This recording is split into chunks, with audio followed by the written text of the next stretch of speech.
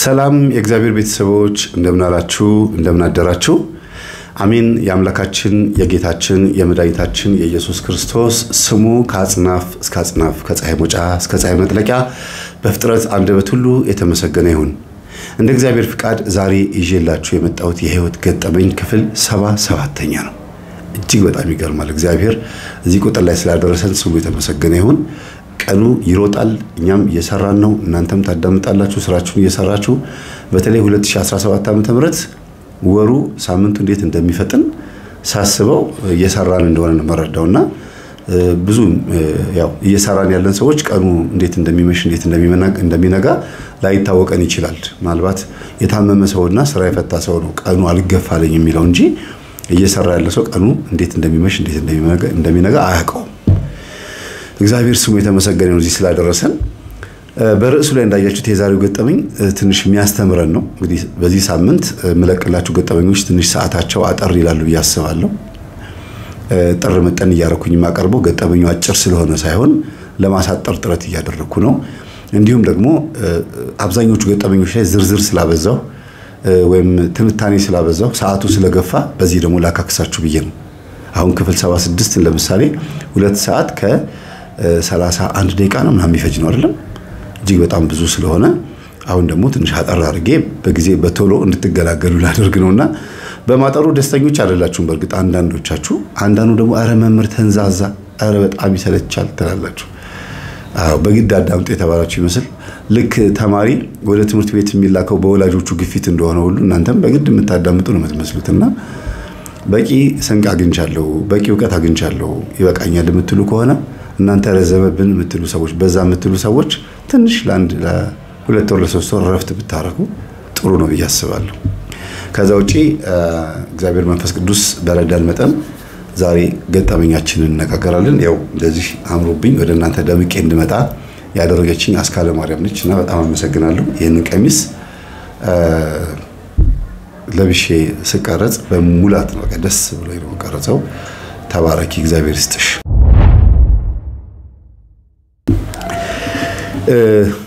በህይወት ውጣ ወረድ ውስጥ በጣም ብዙ ችግሮች አሉ ዛሬም ስለ እናቶቻችን ነው የምናገረው መቼም ወጥሬ ይዛቸዋል እናቶቻችንን እንደምትሉኝ ተስፋ አደርጋለሁ ግን ወጥሬ ያስኳቸው እነሱም እንዲድኑ ልጆቻቸውም እንዲድኑ እና መምህር አረኛም ጋር ችግር አለ ብሎ ያልደወለ የለም በተለይ ልጆች እናቴን እኮ ጠይቂያት አዎ ጠንቋይ ቤት ሄጃለሁ አለችኝ አዎ አመልክ ነበር እናንተ ስትወለዱ ነው የተውኩት ስትታመሙብኝ ነው የተውኩት ታይተብዬ ነው የተውኩት ንስሐ ገብቼ ነው የተውኩት እንጂ እናመልክ ነበር የማይሉ እናቶች የሉም በጣም ብዙዎቹ እንዲያው በስልክ በአካል የማገኛቸው እናቶች ራሳቸው ሚስጥሬን ካላወጣህብኝ እነግርሃለሁ ይሉኛል አይ መጥቶ እኔን ያናገረኝ በሙሉ ገና ለገና በዩቲዩብ ይለቅብኛል ስለኔ ያወራብኛል ብሎ አስቦ የሚፈራ ህዝብ ከሆነ እንዲያው የምክር አገልግሎት ባልሰጠው ይሻለኛል እስክል ድረስ በጣም እየከበደ ይመጣል ለምን ሲያማክሩኝ አጠገቤ ዞር ብላዩና መምህር አጠገብህ እንትን ሪከርድ ያረከ ከሆነ ወይም ለህዝብ የሚበቃ ሳይሆን ለግል ነው ይሉኛል እና የተሳቀቁ መተው ኢንተርቪው ከማረጋቸው በስልክ አውርተን በስልክ እንጨርሳለን ማለት ነው አንዳንድ ጊዜ የምክር አገልግሎቱንም ማቆምበት ምክንያቱም ትልቁ ያገሪያ ነው እንደፈለጉ አያወሩም እኔና እነሱ ብቻ ቋንቋ ጩለን እንደፈለጉ ነፃነት ኖራቸው ለመፍትሄ ብለው አያወሩም እየተሳቀቁ ነው የሚናገሩት የሆነ ቦታ ሌላ ቦታ ሄደው ሞክረው የምክር አገልግሎት ወስደው አልሳካ ብሏቸው ተረኛ ሆኜ የመጡ እስኪመስለኝ ድረስ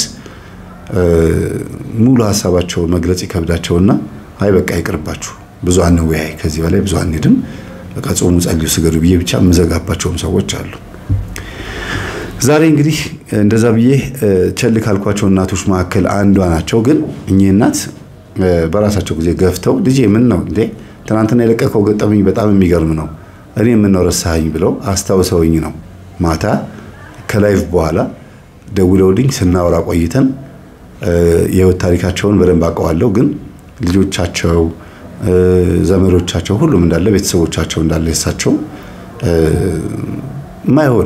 ማይሆን አይነት አካሄድ ውስጥ ገብተው ሌላ ታሪክ ውስጥ ገብተው ተበለሻሽቶባቸው ስለነበረ የህይወታቸው አካሄድ አሁን ጊዜው ደርሷል የሆነብኝንና ያደረኩትን ነገር በሙሉ መናገር አለብኝ ብለው ወስነው ነግረውኝ ይሄው ዛሬ ይዤላችሁ ወጥቻለሁ። ክፍል 77ኛ ሌላ ነበር ገጠመኝ። ቁጥሩን ቀይሬ ይሄን ያደረኩላችሁ ወይም እንደዚህ ቶሎ እንዲቀርጽ ያደረገኝ ማታ ከላይቭ በኋላ እማማ ደውለው እንዴ የኔም ትምህርት የኔም ህይወት እኮ አስተማሪ ነው መምህር ለምን ዝም አልከው ብለውኝ ነው የማቀርበው ያለሁት። መልካም ቆይታ። ወደ ኤፍታህ መዝሙር ቤት መጣችሁ የምክር አገልግሎት ፈልጋችሁ ስልክና ወረቀት ደብዳቤ ያስቀምጣችሁ የምትሄዱ ቤተሰቦቼ አማራጭ ስልክ ያስቀምጣችሁ ብትሄዱ መልካም ነው። ምክንያቱም በተደጋጋሚ ስንደውል ያነሳችሁ ስላልሆነ የሌሎች ሰዎች በእናንተ ቦታ እየገቡ ነው። አማራጭ ስልክ ብታስቀምጡ ብዬ እመክራለሁ። አመሰግናለሁ። እንግዲህ እኚህ እናት የሶስት ልጆች እናት ናቸው። ሁለት ሴትና አንድ ወንድ ልጅ ነበራቸው አላቸው። እነዚህ ልጆቻቸው የተወለዱት ምንም እንኳን ስርዓት ባለው መንገድና በጥሩ ቤተሰብ ውስጥ አድገው ቢሆንም ግን የአባትየው ህይወት ከባድ ነበር። አባትየው በጣም አስቸጋሪ አርፎ ማይቀመጥ እዛም የሚል ስለሆነ ውጣልኝ ከህይወቴ ብለው አባትየውን ከህይወታቸው አባረው ወይም ባላቸውን ማለት ነው ከቤታቸው አባረው ልጆቹን ለብቻቸውን ያሳደጉት። ግን ተቸግረውን ያሳደጉት ማለት አይደለም። ለብቻቸውን ያሳደጉት ማለት በቃ እኔ ቤቴን ተቀመጥ አልፈልግም ለልጆች ተቆራጭ አድርግ እኔ በቃ ያለ ባል ብቀመጥ ይሻለኛል ብለው ያለ ባል ነው የተቀመጡት። እና የተንጣለለ ግቢ ነው፣ ቆንጆ ግቢ ነው ያላቸው። ዘበኛና የቤት ሰራተኛ ያሏቸው። ባል ከቤት ከወጡ 12 ዓመት ሆናቸዋል። ስለዚህ የቤት ሰራተኞቹም ሰራተኛዋም ዘበኛውም ሁለቱም ማለት ነው 12 ዓመት አልፏቸዋል። 14 ዓመት ሆናቸዋል። ሰውየው ያሉ 2 ዓመት ተቀምጠዋል። አጠቃላይ 14 ዓመት እዛ ቤት ውስጥ ተቀምጠዋል። በዘበኝነት ቢቀመጥም ትምህርቱን ግን ዛሬ ጨርሰው ዘበኛው ማለት ነው ሃይስኩል ኤሌመንተሪ ተምሮ ሃይስኩል ገብቶ ማትሪክ ወስዶ ጨርሷል። የቤት ሰራተኛዋም ደግሞ ልክ እንደዚሁ ማታ ትምህርት ተምራ ጨርሳለች። ግን የቤት ሰራተኛ ናት። ግን አሁን ስትታይ እንደ ቤት ሰራተኛ ሳይሆን እንደ ቤተሰብ ነች። እንደ ቤተሰብ ናትና የቤት ሰራተኛ ብሎ መናገር ይከብዳል ዛሬ ላይ። ምክንያቱም የምትረዱት በኋላ ነውና ጎንበስ ብላ ሴትዮዋን በደንብ አገለገለቻቸው። እግራቸው ላይ ጋንግሪ ነው ሪህ ነው ምንድነው ዝሆኔ ነው ብቻ የሆነ ነገር በሽታ አለባቸው። ስሙን ረስቸዋለሁ። ብዙም አይንቀሳቀሱም። በጣም ወፍራም ከመሆናቸው የተነሳ አንዴ ከተቀመጡ ፀሐይ የሚሞቁት እስከ 5 ሰዓት ድረስ ነው። ከዛ በኋላ ደግሞ እንደምንም ተነስተው ወደ ቤት ይገባሉ። ከዛ ከተቀመጡ ደግሞ 9 ሰዓት ነው የሚነሱት። ከምሳት እስከ 9 ሰዓት ደግሞ ቁጭ ይላሉ። ከዛ ተነስተው ደግሞ ወደ ቤት ሄደው ደግሞ ቡና የሚጠጡም ከሆነ ጠጥተው ተጫውተው ወይ የሆነ ቦታ ላይ ቤተክርስቲያን የሚሄዱ ከሆነ ሄደው ማታ ደግሞ ይመለሳሉ። እንደዚህ ነው ሁሉ ጊዜ የሚውሉት። እንደዚህ ነው ሰውነታቸው በጭንቀት ምክንያት በተለይ ባህላቸው ከተለዩዋቸው በኋላ በጭንቀት ምክንያት በጣም እየወፈሩ መጡ። እሳቸው የሚሉት በጭንቀት ነው የሚሉት። በኋላ ግን ችግሩ ሌላ ሆኖ ታወቀ። እንግዲህ ውጣልኝ ከዚህ ብሎ ሲያዋርዷቸው በሽማግሌ ፊት ሲያዋርዷቸው አቶ ባል ወይም ደግሞ ጋሼ አይበገሬ የብዙ ጎረቤቶቻቸውን ሚስቶች ያማገጡ ሰው ናቸውና ይሄን በመናገርበት ሰዓት በጣም እያፈርኩ ነው የምናገረው። ለምን ኢንተርቪው አድርገውት ፈልጌዎታለሁ ብዬ ስላቸው የመለሱልኝ መልስ በጣም የሚያሳፍር መልስ ነው። የልጆች አባት ነው። በዛ ላይ ደግሞ እድሜዎትም ገፋ ብሏል እና ሲናገሩ በስርዓት ያወሩ ብዬ እንደምንም ብዬ ነው በስርዓት እንዲያወሩ ያደረኳቸው። እሱም ሆኖ ማን ስለሆንክ ነው አንተን ማናገር? ምን ሊመጣ ነው ከዚህ በኋላ ማናገረው ምናምን ያለፈው አልፏል። ግን እናውራ እስቲ ታሪኩ እውነት ይሁን ውሸት ይሁን እናጣራ። እውነት በትክክል እርሶ ከሚስቶት ጋር የተለያዩት በእርሶ ኃጢአት በእርሶ ችግር ምክንያት ነው አልኳቸው። አዎ እና ምን ይጠበስ? እንደዚህ ነው የሚመልሱት። አይ በቃ ቀና መልስ የማይመልሱ ከሆነ ይቅርብኝ። እኔ ይሄንን ታሪክ ወደ ሚዲያ ላወጣው ወደ ህዝብ ላወጣው ስለሆነ ህዝብ እንዲማርበት ላወጣው ስለሆነ ጭራሽ አሉ። አዎ ስሞታ አይጠቀስም፣ መልኮታ አይታይም፣ ሰፈሩ አይጠቀስም፣ ፎቶም የለም ቪዲዮም የለም አልኳቸው። አይ እንደዛ ከሆነ የትኛው መንደር ታሪክ እንደሆነ ስለማይታወቅ እንደፈለክ ማውራት ትችላለህ ብለው ታሪካቸውን እንደ አዲስ እንደገና ነገሩኝ። እና እሳቸው ራሳቸው ካንደበታቸው የነገሩኝ እንደ ጀብድ እንግዲህ ክብራቸው በነውራቸው ነው ይላል ሮሜ ምዕራፍ 1 ላይ ክብራቸው በነውራቸው ነው ሆዳቸው አምላካቸው ነው ይላልና እኔማ ሰፈር ውስጥ ስንቷን ሴት አገላበጥኩ በወጣትነቴ ብለው እንደ ጀብድ ማውራት ጀመሩ። እሷ አሁን አጠገብ ያለችው አሮጊት እንደዚህ ሳታረጅ በፊት ቆንጆ ነበረች። ግን እሷም ቆንጆ ሆና እንደዛ ሽንቅጥ ያለች ቆንጆ ሆና በነበረችበት ሰዓትም ሌላ ሴት ታምረኝ ነበር እንግዲህ ወንድ ባህሪ አይደለ ምናምን እያሉ አይ መስለኝም እግዚአብሔር እንደዚህ አይነት ባህሪ ይፈጥራል እንዴ ስላቸው ባክ ወንድ ሁሉ አንድ ነው ይሉኛል ራሳቸው ሰውየው ወንድ ሁሉ አንድ ነው እንደዚህ አይነት ባህሪ አድርጎ እግዚአብሔር ፈጥሯል ስላቸው ጊዜ እና ከየት አመጣሁት ታዲያ ይሄ ያለ ነገር ነው በቃ ሁሉም ጓደኞችም እንደዛ ናቸው ነው የሚሉት መንፈስም ቢባል ምንም አይነት መረጃ የላቸውም የዝሙት መንፈስ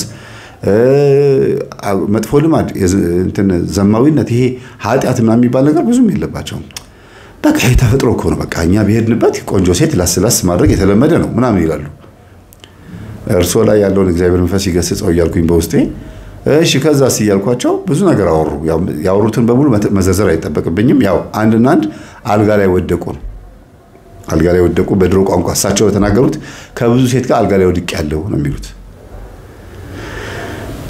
በዝሙት ወድቅ ያለው ማለት ነው ግን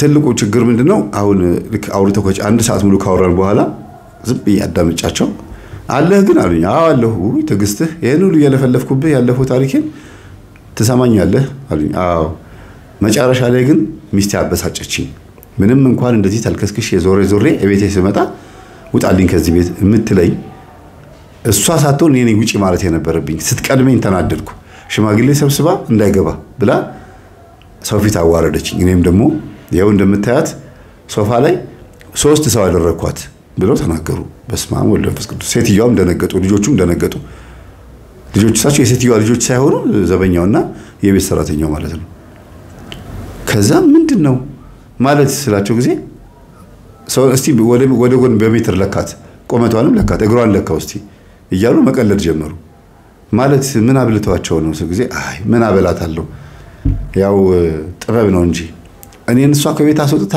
በዚህ ቆመቷ በዚህ ለግላጋ ሰውነቷ ሌላ አግብታ ልትቀመጥ በጊዜ ነው እንጂ ቶሎ ብዬ ማንንም ወንድ እንዳይቀርባት አድርጌ በአንድ አመት ውስጥ ሰውነቷ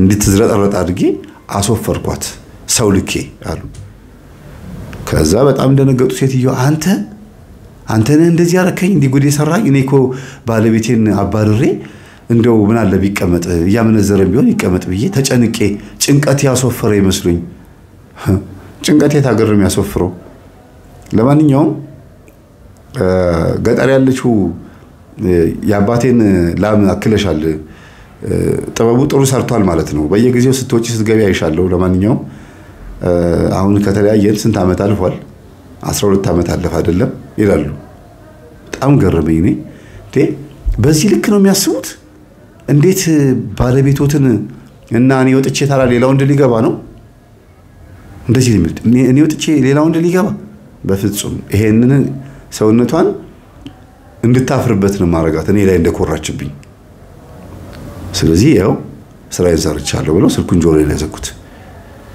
ስደውልላቸው የፈለከውን እንኳን አግኝታል ይሄን አይደል የፈለከው እንደዚህ መስማት አይደል የፈለከው ያው ተናግሬያለሁ አሉ የፈለከው ቦታ ይለከሳሉ የት እንዳሉ አይታወቅም ፍላገር ይሆኑ አዲስ አበባ ይሆኑ አይታወቅም ነገሩ በዚህ ያለፈ ሴትዮዋ በጣም አለቀሱ አዘኑ እንግዲያው ያወፈረኝ አጋንንት ከሆነ የሚያከሳኝም አጋንንት ነው ወይም ደግሞ እግዚአብሔር ነው ስራህን አቆም ሲባል ወደ ነበርኩበት ልመለስ ይችላል አይደል ልጅ ያሉኝ አዎ አልኳቸው እኔን በምንድን ያወቁኝ እናት ባለቤታቸውንም እንደዚህ አይነት ነገር እንዳዋራ እድል የሰጡኝም ታሪካቸው በጣም ሰፊ ነው እዛ ቤት የሄድኩበት መንገድ ማለት ነው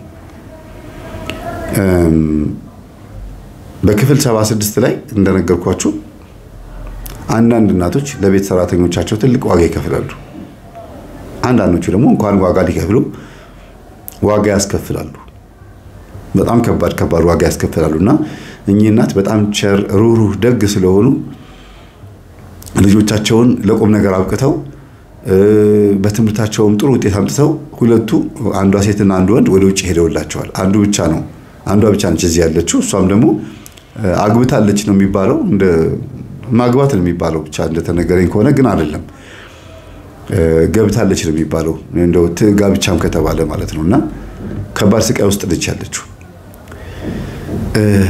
ግን ሰሞኑ ልትመጣብኝ ነው እንደው ምን ይሻለኛል አሉ ምንድነው አልኳቸው ልትመጣብኝ ነው በቃ ይኸው በትዳሯን ፈታ ልትመጣ ነው ከአንድም 5 ጊዜ ሄጄ የባሏ እግር ስር ወድቄ በዚህ ሰውነቴ መሬት ላይ ግንድስ ብዬ ወድቄ ባክህን ልጄ ማራት ይቅር በላት ብዬ ይቅርታ አድርጎላት አሁን ግን ከዚህ በኋላ ማዘር ልጆት ልልካት ነው በዚህ ሳምንት ትመጣለች አልነገርኳትም በዚህ ሳምንት ግን ነግሪያት ወደ እርሱ ትመጣለች እንዳይቀየሙኝ በቃ እኔ ከራሴ ማውረድ ፈልጋለሁ ብሎ ለምኖ ሰበብ ከምትሆንብኝ ሴትዮ ብሎ ለምኖ ለሴትዮ አለሽ በሽማግሌ አድርጎ መለሳት ሊመልሳት ነው አሉኝ እሺ ስለዚህ ምን ላግሎት ሂድና አንተ ለምንልኝ አሉኝ አይ በመለመን ሳይሆን ችግሩን በማወቅ ነው ልጆት ምንድነው ችግሯ ትናደዳለች ትቆጣለች ትሳደባለች ያገኘችውን ቃስታ የምትወራወረው አስቸጋሪ ናት ምንም በቃ ማለት እዚህ ግባ የሚባል ነገር ጸባይዋ ማይጨበጥም አሉ ሌሎቹ ልጆች ወጥስ ወይ እንዲያውም እሷ ትሻላለች አሉ ደግሞ መልሰው አስቸጋሪ ናት ካሉ በኋላ ከሁለቱ ልጆች ሲያነጻጽሯት ደግሞ በፍጹም ጭራሽ እንዲያውም እሷ ትሻላለች አግቢ ስላት እሺ ብላ ማግባቷ በራሱ ለኔ ትልቅ ነገር ነው ወለጂ አልወልድም ባልየው ደግሞ ልጅ ይፈልጋል እንግዲህ ውጭ ያሉትም ሁለቱም ተምረው ጨርሰው ወደ ውጭ ሀገር የሉት ለኑሮ እዛም ሆነው ግን ሁለት ጊዜ አግብተው ሁለት ጊዜ ፈተዋል ሁለቱም ወንድምና እህት እንቢ ብሏቸው በቃ ኢትዮጵያ መተን አግብተን እኔ ሚስቴን ይዤ ወደ አሜሪካ ገባለሁ እኔም ደግሞ ባሌን ይዤ ወዳለሁበት ሀገር ገባለሁ ብለው ነው ልጆቹ ሊመጡ የተዘጋጁት እና ግን እቅድ ላይ ናቸው ያሉት በቃ እንመጣለን ማየ እኛ እዚህ ትዳር ሊሆንልን አልቻለም ይኸው ስንት አመት ሙሉ ተቸገርን በቃ ምንም በቃ ልንስማማ አልቻለም በትዳራችን ላይ ምንድነው ችግራችሁ ሲባሉ አይ በቃ ለምን ትወጫለሽ ለምን ትዝናኛለሽ ነው የሚለኝ ትላለች ሴቷ ወንዱ ደግሞ እጅ ከፍንጅ ያዘችኝ ሳመነዝር ያዘችኝ እና ሁሉም ችግራቸው ማመንዘር ነው መንዝርና ነው ችግራቸውና ሴትዮዋ ግራ ገባቸው በአባታቸው ነው የወጡት ሶስቱም ልጆቼ በአባታቸው ስለወጡ እኔ ምንድነው ማድረግ ያለብኝ ተጠመቁ አንጠመቅም ጸልዩ አንጸልይም ሃይማኖታችሁን ተከተሉ እንብየው ባዲ በኩል ደግሞ ትዳራቸውን ደግሞ ይፈልጉታል ግራ ገባኛል እና እቺኛዋ ልጅ ትሻላለች ያሉት ለምንድነው አታመነዝርም ከባሏ ውጪ ሌላ ቦታ አትሄድም ግን ባሏን መማታት ነው ትልቁ ችግሯ ይሄ ደግሞ በጣም መሬት የሆነ ባል ያላት በጣም ታጋሽ ቻይን ያለ ስትመታው ጉንጩን ከመያዝ ውጪ ወይም ደግሞ ታይ ብሎ ከመከላከል ልጇን እንደዚህ ጥፍራጉ ይዞ እረፊ ተይኔ ወንድነኝ ይጎዳሻለሁ ሲያ ጊዜ አንተን የመታህ ጀግና ልትባል ነው ሴት ልትመታ ሴት ነው የምትባለው እስቲ ንካኝና ትለዋለች ከዛ አንዳንዴ ሲነደው ከግድግዳ ጋር ጣብቃታል ከዛ ጠቅልል ለማው ትፍብላ ጧት ሲነጋ ሻንጣውን ይዛ በብላ ደግሞ ትወጣለች በቃ ይሄ ነው ሌላ ነገር የለም ይሞጣሞጣሉ በርግጥ ምላስን የሚገፋው ጭንቅላት አይደለ ምላስ በተናገረች ፊት በቦክስ ይመታል ብለው መጋጋቢ አዲስ ሸቱ የተናገሩት ያስተማሩት ትምህርት አለ እና ግን እውነት እንደዛ ነው ምላስ በተናገረች ሰውነት በሙሉ ይቀጣል ምላስ የተናገረችው ከማን አንጥታ ነው ከዚህ ከዋናው ከሞተሩ ነው ስለዚህ አንቀሳቃሹ ጭንቅላት ከሆነ ምላስ የተመታችው ምላስ የተናገረችው በጭንቅላት ነው ጭንቅላትም የተመታው በራሱ በገዛ ማንነቱ ነው እንዲያውም በደም ሲገልጹት ምንድነው ያሉት ምናልባት ቪዲዮን ካገኙት ያሰማችኋለሁ ምላስ በተናገረች ጭንቅላት ይኮረኮማል አይነት ነገር ነው የተናገሩት አዎ ጭንቅላት ራሱ ምላስን ተናገሪ ብሏት ነው ራሱ የተኮረኮመው ስለዚህ ሚስትም እንደዛ ናት ራሷ ተናገራለች ራሷ ትመታለች ምላሷ ራሷን ዋጋ ያስከፍላታል ማለት ነውና እዚህ ገጠመኝ ውስጥ አንድ በጣም የተለየ ታሪክ ተፈጽሟል እኔ እንግዲህ ይሄን ገጠመኝ ማቀው የዛሬ አመት ነው የጀመርኩት ማለት ነውና ልጆቹ መጡ እንቢያላቸው ትዳር በቃ በጣም ተቸገሩ ምናምን ከናትየው ጋር ተነጋገሩ ከኔም ጋር ራን ምናምን በቃ ባህሪያቸው አስቸጋሪ ነው ለምንድነው እናታችሁ ማታስደስቱት እስቲ ጾሙ እስቲ ጸልዩ ባካችሁን እንደው ተጠመቁላቸው ምናምን ብዬ ቀለል አድርጌ ያስተማርኳቸው በፍጹም ሊሰሙኝ አልቻሉም መጫወት መዝናናት መደመጥ ነው የሚፈልጉት እንዴ እኔም የምፈልገው ነገር መናገር ይችላል እሱም የሚፈልገው ነገር ይናገር ከዛ በኋላ ግን በቃ ሐሳቤን ማይፈጽም ከሆነ እኔ አልፈልግም ትላለች ሴቷ ያቺኛውም እንደዚህ ነው የምትለው ግን እናንተም ጥፋት እያጠፋችሁ ነው በትዳራችሁ ላይ ቺት እያደረጋችሁ ነው ያላችሁት ችግር አለባችሁ በዛ ላይ ጥሩ መልስ አትመልሱም ሪስፔክት የላችሁም ለባላችሁ አንተም ደግሞ በሚስትህ ላይ ምን እያደረክ እንደሆነ ያው ታውቀዋልና አባታችሁ እንዲህ ነበረ ብለው እየተናገሩ ነው ብዬ እየነገርኳቸው አይ በቸው በቃ ፋዘርም እንደዚህ ከነበረች ጉሩ እንግዲህ ከሱ የወረስነው ነገር ከሆነ መጥፎ ነገር አልወረስንም ብለው ቁጭ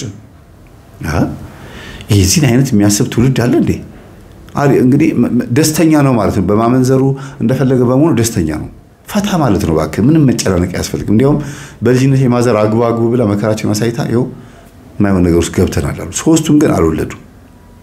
ሶስቱም በትዳራቸው ላይ ቼት እያደረጉም ቢሆን እንደው ልጅ መፈጠር ነበረበት፣ ግን አልወለዱም ሶስቱም ልጆቻቸው። ግራ ገባቸው። ሴትዮ አለቀሱ። እንግዲያውስ ትዳር ምን እንደሚመስል ማወቅ የምትፈልጉ ከሆነ አሳያችኋለሁ።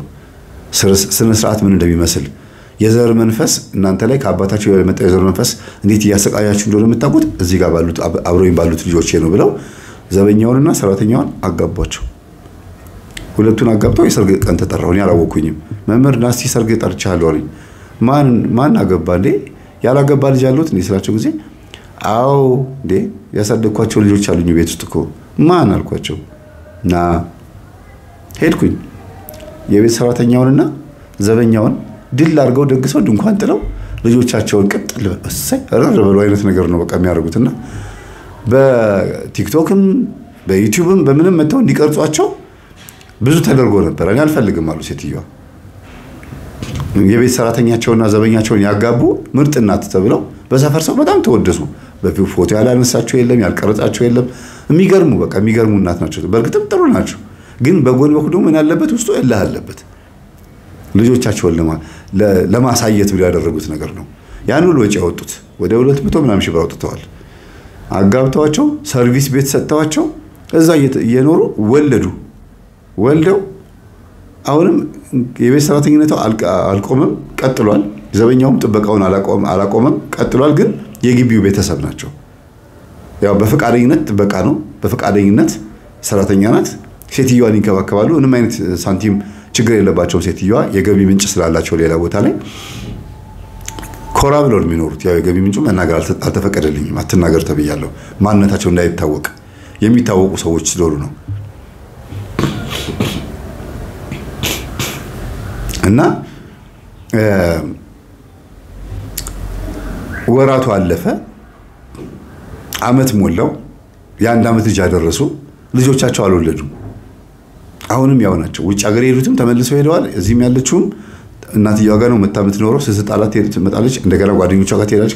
ከባሏ ጋር ተለያይታለች። በነገራችን ላይ ያን ጊዜ ተለያይታ እኔ ላናገረው ሲሄድ አይ መምህር በቃኝ አለኝ። ታውቀኛለህ ስለው ጊዜ አንዳንዴ አውቃለሁ አይቻለሁ በዩቲዩብ ላይ በቲክቶክ ላይ፣ ግን በቃ እኔ እንደዚህ አይነት አማላጅነት አልፈልግም። እኔ አንተን የላኩብኝ እንዲከብደኝ አይደል? እኔ ደግሞ ከአንተ በላይ የከበደብኝ የእሷ ማንነት ነው። ስለዚህ በጣም ከባድ ነገር ነው የገጠመኝ፣ እኔ አልፈልግም ብሎ ሌላ አግብቶ ቁጭ መሬት የሆነች ሚስት አግብቶ ቁጭ አለ። መሬት ማለት ቢረግጣት ማትናገር መሬት አትቆጪ፣ ቀስ ብዬ ረግጣለሁ፣ ነገ ካንቺ በታች መሆኔን አውቃለሁ የሚባል ተረት አለ።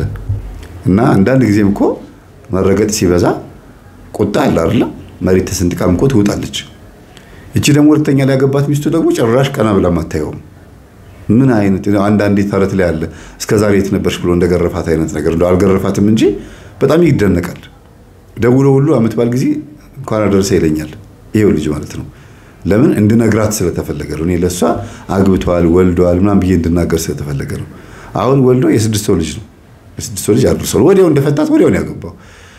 በጣም በቃ ግግም ብለህ አልፈልግም ብለህ በጣም ችክ ያልክብኝ ሌላ ልታገባ ፈልገህ ነው ስለዚህ አልዋሽም። በጣም ምርር ስላለችኝ ቶሎ ብዬ ሴትን በሴት ነው መተካት የፈለኩት። አላፈቀርካትም ነበር ማለት ነው ስለዚህ አዎ እንዴ እኔ እኮ ትዳር መያዝ መውለድ ነው የምፈልገው እንጂ የፍቅር ጨዋታ ልጨዋታ አይደለም እኮ ትዳር ውስጥ የገባሁት። እኔ እድሜ አልፎብኛል። ይሄ ያፈቀርኩሽ ሞትኩልሽ እኔ እንደዚህ እንበል እነዛ የተቃቀፉ በየመንገዱ መላላጥ መገሸላለጥ አልፈልግም ምናምን ብሎ ነው ያለኝና እውነትም በትክክል አግብቶ ወለደ ማለት ነው። እኚህ እናት ይሄንን ሲሰሙ ደግሞ በጣም ተቃጠሉ። በቃ ራሩ አግብታ የነበረችው ልጃቸው መታ እቤት መጣች እንዳትባል ውጪ ሂጂልኝ፣ እኔ ቤት ኪራይ እከፍላለሁ፣ ሌላ ቦታ ተከራይተሽ ስሪ፣ የቀን ስራ ስሪ፣ የፈለግሽውን ስራ ስሪ፣ ማታ የምትገቢበት ቤት እኔ ቤት ኪራይ እከፍልሻለሁ፣ እዚህ ቤት እንዳትቀመጪ፣ ካገባሽ በኋላ መታ ደግሞ እሳቸው ጋር ተቀመጠች ብዬ የሰፈር መሳቂያ እንዳታረጊኝ ብለው ቤት ኪራይ የሚከፍሉላት እሳቸው ናቸው። እና ዘበኛውና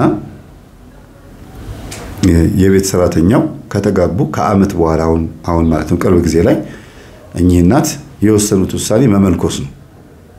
እኔ መመንኮስ እፈልጋለሁ ልጄ እና የምንኩስና ልብስ እንዲሁም ደግሞ መገነዣ ጨርቅ አብሮ የሚሰራ ጨርቅ አለ። እሱን ገዝቼ ጨርሻለሁ። መሄድ ነው የምፈልገው። መቃብሩ የተማሰ ልጦ የራሰ የጨረስኩ ሰው ነኝ አሉኝ። ንግግራቸው ደስ የሚል ነው። አዎ በእርግጥ ዓለም በቅቶታል፣ ልጆችዎትም ቦታ ቦታ ይዘዋል፣ እርሶም ደግሞ ሰውነቶት በጣም ፈተና ሆኖበታል። ግን የኔ እናት ይሄ ውፍረቶ ይሄ ሰውነቶን ግን እኮ መቀነስ ይችላሉ አልኳቸው። ቅርብ ጊዜ ስላችሁ መቼ መሰላችሁ? የዛሬ 4 ወር ነው። ጥምቀት ካለፈ በኋላ የካቲት፣ መጋቢት፣ ሚያዝያ፣ ግንቦት ጥምቀት ትንሽ ወደ አስተሪዮ አካባቢ ላይ አስተሪዮ ማርያም አካባቢ ላይ እንደው ከበደኝ ልጅ አሉኝ። የኔ እናት ግድ የለውም ሲተጠመቁ አልኳቸው እና እሺ እጠመቃለሁ ግን ውፍረት ለመቀነስ አይደለም ወይም ደግሞ እንደው ስላልከኝ ልታዘዛለሁና ጥምቀት ጀመሩ። ጥምቀት ጀምረው ሰውነታቸው በዚህ 4 ወር ውስጥ እየቀነሰ እንደው የመሸብሸብ ነገርም የለም፣ ወደ ነበረበት እየተመለሰ። ምክንያቱም አጋንንት ነው እንደዚህ አሁን እንደ ዶሮ በቀሰም የነፋቸው ነው የሚመስሉት። ወደ ነበረው ሰውነታቸው ተመለሱ። ሴትዮዋ በጣም ቢያንስ በትንሹ ወደ 30 ኪሎ ቀንሰዋል። ወደ 20 ኪሎ ቀንሰዋል ከነበራቸው ላይ ማለት ነው። ይታወቀኛል አሉ ሰውነቴ ሲቀንስ እና ደነገጥኩ አሉ። ገና ይቀረኛል፣ ጸልዩ አሁን ለተማሪዎች ጸልዩልኝ በሉኝ ጸልዩልኝ በልልኝ ብለውኛል እና ጸልዩላቸው። ወለተ ተክለ ሃይማኖት ነው አይደለም እንጂ ምንድን ነበር? ወለተ ተክለ ሃይማኖት ልክ ነኝ። ወለተ ተክለ ሃይማኖት አንዳንድ ሰዎች ያደናገሩና ብላችሁ ጸልዩላቸው። ግን በጣም የሚቀርመው በአንድ ጊዜ ነው የቀነሰው ሰውነታቸው። ከሰውነት መቀነስ ጋር በተገናኘ የቡዳ መንፈስ አንዳንዴ በጣም ያከሳል፣ አንዳንዴ ደግሞ በጣም ያወፍራል። ለምን መሰላችሁ? በሰውነታችን ላይ ያለውን ኃይል ቀንሶ ጨርሶ ለስግደት እንዳይመች ወይም ደግሞ ተውት ስግደት የሚለውን ተውትና በሰው ፊት ጥሩ ፊት እንዳይታይ አቅም እንዲያንሰን ለማድረግ ነው የሚያከሳል። የሚያወፈርንም ደግሞ በዛው ልክ ሆኖ በሰው ፊት ጭንቅ መስለን እንድንታይ በጣም ውፍረት በራሱ ይጨንቃል። እንደገና ወፍራም የሆነ ሰው እንደው ልስገድ ካለ ስንት ይሰግዳል? 7 ለመስገድ መከራውን ነው የሚያው ላትበላት ነው የሚሆነው ሴትም ሆነች ወንድ። እና ያንን ለማድረግ አውቆ ያዝረጠርጣል፣ ያወፍራል። ሌላው ሚስት ብዙ ጊዜ ካገባች በኋላ ባገባችባቸው አመታቶች በ2 ዓመት 3 ዓመት ውስጥ ስትወልድ ምን ስትል ቤት ስትቀመጥ በተለይ የቤት እመቤት ከሆነች ሰውነቷ ያው የመወፈር ነገር አለ። ከወለደች በኋላም ራሱ ሰውነቷ ይለዋወጥባታልና ያን ነገር የሚያደርገው ባል ሚስቱን የሚያቃት በጣም ሸንቃጣ ሆና በቅርጿ ምክንያት የጠበሳት ከሆነች መጀመሪያም የሚታወቁ ጊዜ ማለት ነው። በተለያየ አይነት የሰውነት ቅርጾቻቸው የተዋወቁ ከሆኑ አይነ ጥላው ምን ያደርጋል? ከወለደች በኋላ እንድታስጠላ አድርጎ ባልየው ሌላ ሴት ጋር እንዲሄድ ያደርገዋል። የሚወደው ቅርጿን ነው፣ የሚወደው ሰውነቷን ነው። ያንን አካል ሲያጣው ይሄዳል። አንዳንድ ብልጥ ሴቶችም ደግሞ ምን ያደርጋሉ? በኦፕሬሽን ወልዳለሁ ጡትም ደግሞ አላጠባም ጡቷ ይጥባ ከፈለገ ብለው ሰውነታቸውን ሽንቀጥ አድርገው የሚጠብቁት የባላቸውን ደካማ ጎን ስለሚያውቁ ነው። በጣም የሚገርማቸው ያው ዓለማዊ ሲስተም ደካማ የሚባል ሲስተም ወይም ዘዴ ቢሆንም የባላቸውን ደካማ ጎን ሲያውቁ እነሱ ራሳቸው ዘዴ ዘየድን ብለው ልጃቸውን አያጠቡም፣ በኦፕሬሽን ነው ወልደው ብለው እንግዲህ ብልሃት ውስጥ ይገባሉ ማለት ነው። እና ውፍረት በራሱ ሴት ላይ ተጽዕኖ ይፈጥርባታል በህይወቷ ላይ በትዳሯ ላይ። ባለትዳሮች በተለይ ባሎች ማለት ነው ከትዳራቸው ውጪ ሌላ ቦታ ለማመንዘራቸው ትልቁ ምክንያት የሚሆነው የሴት ልጅ መወፈር ነው። ምክንያት የሚባለው ነው ማለት ሳይሆን የሚባለው መወፈር ብቻ አይደለም፣ ንጽህናዋን አለመጠበቋ፣ እንደገና ተክለ ቁመናዋን አለመጠበቋ፣ ራሷን አለመጠበቋ፣ እንግዳ ቤት ውስጥ በሚመጣበት ሰዓት ቤት ሲመጣ የሚያየው ምናምን የተዘከረከ ነገር ምናምን ሲያይ ያ ነገር ብዙም አይመቸውም እና ያው ሹልክ ብሎ ይወጣና ምሽቶ ይመጣል። በዛ የተነሳ ልጅ ከተወለደ በኋላ ጭቅጭቅ ይመጣል እና ሃኒ ማሪ የኔ ወድ ይባባሉ የነበሩት በኋላ ላይ አንተ ሰውዬ አንቺ ሴትዮ መባባል ይጀምራሉ ማለት ነው። ይሄ ሁሉ ትልቁ ችግር የምድራዊ ደካማ ጎን ነው። ወደ መንፈሳዊ ስትመጡ ግን መልካም ሚስት ለባሏ ዘውድ ነች ይችላል። መልካምነቷ በመልክ አይደለም በስነ ምግባሯ ነው። ማንነቷ ስነ ምግባሯ ለባሏ የምትሰጠው ሪስፔክት ደካማ ጎኑን አውቃ በደካማ ጎኑ በኩል እሱን መደገፍ፣ ጠንካራ ጎኑን ደግሞ መደገፍ፣ ሁለቱንም ተሸክሞ መሄድ። ከዛ ለባሏ ዘውድ ነች ነው የሚለው። ዘውድ የሚቀመጠው ደግሞ ከጭንቅላት በላይ ነው። እሷ መልካም ከሆነች ባሏን ታስከብረዋለች። እንግዳም ቢመጣ አያፍርም፣ እነሱም ወደ እንግዳ ቢሄዱም አያፍርም፣ ይደሰትባታል ማለት ነውና ሚስትን ያገኘ በረከትን አገኘ ከእግዚአብሔር ነው የምትሰጠው ተብሎ የተነገረው አንዱ ይሄ ነው። መንፈሳዊ የሆነ አካሄድ የምትሄድ ሚስት ብዙ ጊዜ ትዳሯን ብዙ ማትበድልም አትጨቁንም። የተፋለመችም ቢሆን ባሏን ትረዳለች፣ በጸሎት ታግዘዋለች። የፍቺ ነገር ትንሽ ይቀንሳል። ለምን ትረዳዋለች ብዬ አስባለሁና እኚህ እናት የሰውነታቸው መቀነስ አንድ ትልቅ በዚህ 4 ወር ውስጥ የተፈጸመ ነው። ሌላው የሶስት ልጆች አባት የሆነ ሰው የሆነ ሰው ትዳር ፈልጋለሁ እባክህን መምህር ልጆቼን እያሳደግኩ ነው፣ ግን ልጆቼን ሳትጠላ ከልጆቼ ጋር ተስማምታ የምትኖር ሚስት ካለች ትምጣ፣ እኔ ትዳር ፈልጋለሁ ብሎ አንድ ሰው ደውሎልኝ ነበር። እና ባለሀብት ነው ስላችሁ ምንድነው ያን ያክል የተንደላቀቀ ሳይሆን ምንም አይቸገርም፣ ነጋዴ ነው፣ በጣም ጎበዝ ነጋዴ ነው እና ጥሩ ኑሮ ነው የሚኖረው ከሚስት በስተቀር ሌላ ነገር የለውም። ሚስት ደግሞ ፈቶ ሳይሆን በድንገተኛ አደጋ ሞታበት ነው። በድንገተኛ አደጋ ሚስቱን አጥቶ ነውና አሁን ሚስት ፈልጋለሁ ይበቃኛል፣ እስካሁን ድረስ ብቻዬን ተቀምጫለሁ፣ ማግባት ፈልጋለሁ አለ። ከ6 ዓመት ምናምን በኋላ ነው መሰለኝ ሚስቱ ከሞተች ከ6 ዓመት በኋላ። የቤተ ክርስቲያን ሕግም እንደዛ ነው የሚለው። አንድ ሰው በቁርባን ካገባ በኋላ ወይም በተክሊል ካገባ በኋላ ሚስቱ ከሞተች ከ5 ዓመት በኋላ ሌላ ሚስት ማግባት ይችላል የሚል ሕግ አለ። ስለዚህ ይሄ ሰው ይሄን ሕግ ጠብቆ ይመስለኛል 6ኛው ዓመት ላይ ነው ካገባሁኝ ማን ነው ሚስቴ ከሞተች 6ኛ ዓመት ሆኗታልና አሁን ማግባት ፈልጋለሁ ሲለኝ እሺ አልኩት። ቀጥታ ማን ጋር ደወልኩት? የማማ ልጅ ጋር ነው። ልጅቷ ጋር ወለጂ ስትባል እምቢ ብላ ነበር። አሁን ግን ምን አለችኝ? አረ መምህርዬ እንደው አሁን ገብቶኛል፣ ትምህርትን እያዳመጥኩ ሁሉ ነገር ገብቶኛል። ማያ ያደረገችው በጣም ጭንቅላቴን የጎዳኝ። እኛ ልጆቿን ድራ ሄደን አግብተን ገብተን ትዳራችን ባለማክበራችን ተመልሰን ተፋተን ወጣናል። ዘበኛና የቤት ሰራተኛ አጋብታ ግን በሰላም እየኖሩ ነው፣ ወልደው በሰላም እየኖሩ ነውና እኔ በጣም አይምሮ ተነክቷል። እናቴ ማስደሰት ፈልጋለሁ። እንደው በማርያም የኔ ቢጤም ይሁን ጎዳና ተዳዳሪም ይሁን ሃይማኖቱ እንደው አንተ አታረገውም እንጂ ምንም ይሁን እኔ አሁን ወንድ ማግባት ፈልጋለሁ አለች። ጥሩ ነው ተረጋጊ ጠብቂ ብያታለሁ። ቀጥታ ግን ደወልኩኝ። ተሰሚያለሽ አልኳት። ትዳር ነው የምትፈልጊው አይደል? አዎ። መውለድ ነው የምትፈልጊው? አዎ። ባልወልድም ትዳር ነው የምፈልገው። በእንግሊያውስ የሶስት ልጆች አባት አለ። ስለዚህ አለች የሶስት ልጆች አባት አለ። ይሄው ድምጹን አዳምጪው፣ ቤቱ ይሄ ነው። እዚህ ቤት መኖር የምትፈልጊ ከሆነ ከልጆቹ ጋር መኖር የምትፈልጊ ከሆነ ከዛ በኋላ ታገቢያለሽ፣ ሄደሽ ታገቢያለሽ አልኳት። አይ መጀመሪያ በነገራችን ላይ ከእናቷ ቤት ከወጣች በኋላ ጉስቁል ብላለች። ጸበል ለጸበል ስትዞር እዛም ስትል ትንሽ ተጎሳቆለች እና እቺ ልጅ ለኔም ሳትነግረኝ ብዙ ተንከራተተች። ጠቋር ለካ እያሽከረከራት ነበረ። መጨረሻ ላይ ነው የሆነ ገጠሜ ስትሰማ ጠቋር እኮ ገዳም ለገዳም ያንከራተታል ስል ሰምታ ቀድሜ መምህርን ባናገርኩት ወመን የሆነ መናጥ የሆነ መንፈስ ነው የሚያንከራተተኝ ብላ አንድ ቦታ ተቀምጣ ስትጸልይ ተያዘ። ሳቀባት። እንዲያው የጠቋር መንፈስ ብዙ ጊዜ ገዳም ለገዳም ያዞራል።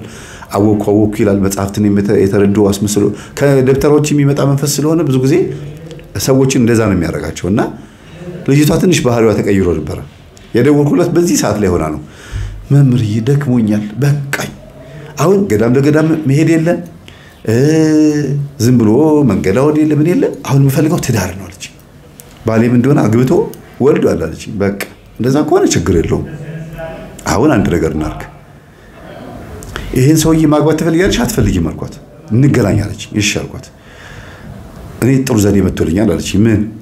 አይ የቤት ሰራተኛ ከሌለው ሰራተኛ ሆኜ ልግባና ባህሪው ልየው። ሚስት ሆኜ ገብቼ ከምጎዳ ሰራተኛ ሆኜ ሰካራም ሰክሮ የሚገባ ማታ አረ አይደለም የሚጾም የሚጸልይ ነው የኔ ተማሪ ነው አልኳት። ይሁን መምህር አንተ አታውቅም፣ ሀብታሞች ጣጣ ያጣቸውም የሆነ ችግር አለባቸው አለች። እሺ አልኳት። መብትሽ ነው አልኳት። ከዛ ደወልኩለትና እኔ ምልህ አልኩት አንድ ጥሩ ልጅ አለች ሰራተኛ ትፈልጋለህ እንዴ አልኩት። እንዴ አዎ ፈልጋለሁ አለኝ። የእግዚአብሔር ነገር ከዛ የለህም እንዴ ሰው አለች ግን ከብዷታል ለልጆቹ ምሳ መቋጠር። ከዛ በኋላ ደግሞ ከትምህርት ቤት ደግሞ የምታመጣው እሷ ነች። በጣም ብዙ መከራዋን እያየች ነውና ቢያንስ የምታገዛት ሴት ትፈልጋለሁ።